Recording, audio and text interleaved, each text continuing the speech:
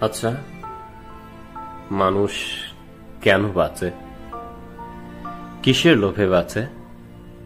চামড়ার এই শরীরের রূপ, উজ্জ্বলতা, সৌন্দর্য আর মনের ভিতরের দাম্ভিকতা, হিংসা, বিদ্বেষ, রেষারেষি, এসব নিয়ে কতদিন বাঁচা যায়? একদিন তো সব মিলিয়ে যায়, কুঁচকে যায়, হারিয়ে যায়। রক্তের সম্পর্কের আপনজন হয়ে যায় পর। হঠাৎ করে দূর সম্পর্কের কেউ হয়ে যায় আপন। আবার সেই দূর সম্পর্কের নতুন আপনও সময়ের স্রোতে হয়ে যায় পর। আপন পর আপন পর, এই খেলায় শেষ পর্যন্ত জিতে যায় একাকিত্ব। মানুষ আসলে বাঁচে মুহূর্তে।